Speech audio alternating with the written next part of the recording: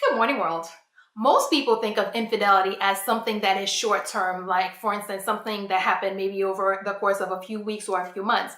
But there is also that group, that subsection where infidelity is not just a one time or once in a while thing, but more something that is ongoing. So that's why today we're talking about 5 tips for dealing with long term infidelity.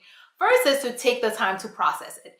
Even though it may have gone on for several years, sometimes it takes a while for the other partner to discover the infidelity. So it is important to take time to process that, what happened, and especially when you're considering the fact that your spouse, your partner, the person that you are sharing everything with, or that you thought you were sharing everything with, has been having a whole other life or family or relationship that you outside of what you have that you were unaware of. So take time and process what happened, process the hurt, process the anger, process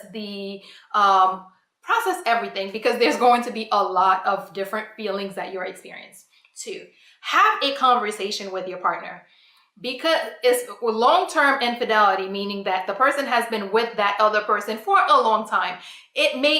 There are decisions that they need to make. For some people, it may be, yeah, I want to save my marriage, I want to save my relationship, and you're thinking, okay, how do we move forward from there? But that does not necessarily mean that your partner is ready to, or is ready or willing to end that other relationship. So take time and have an honest conversation with your partner, where you can tell them what it is that you want, what it is that you are expecting, what it is that you need for them to do in order for your relationship to move forward, if that is what you choose to do. Have an honest, open conversation that is between you and your partner based on your needs and, stuff like that.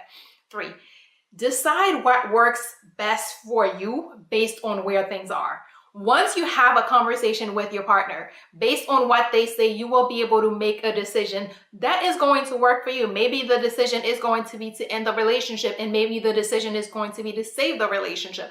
But make sure that the decision you're making is not being pressured, is not being guided, is not being forced by some outside factors. Make sure that you're making the decision that works best for yourself as well as your family, if there's family involved.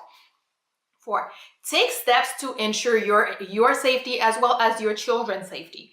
When in these situations of infidelity, one thing that people don't always think of is that things can get weird. When your partner has been unfaithful, there is also the possibility of all sorts of STDs and things like that. So you need to be honest and open and clear and realistic about that, and making sure that you are ensuring your safety in that manner. But also your and your children's or your family's physical safety is also important, because as you are looking at the potentially ending a relationship, or how you're going to work out this relationship, there could be some safety issues that can come up. So make sure that you are taking care and being attentive to safeguarding your and your children or family safety. Finally, create and implement a self-care plan.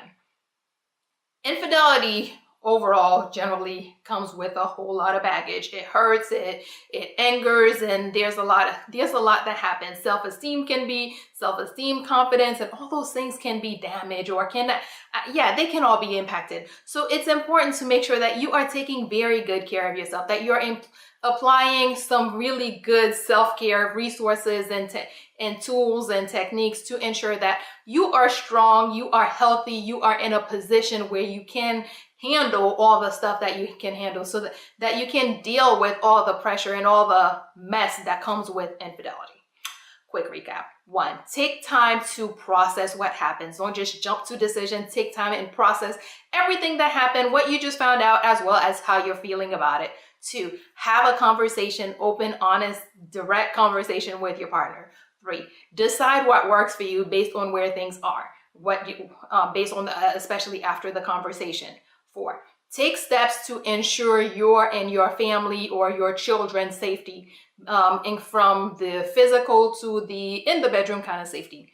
And finally, create and make sure that you most definitely implement a self-care plan, because there is a lot going on and you need to be making sure that you are healthy, safe, and ready to deal with it. And if you are dealing with something that is more than you can handle, as always, there's a lot of help. Please do not hesitate to reach out and get that help. And that is all we have for today. Good morning, world. Have an awesome day.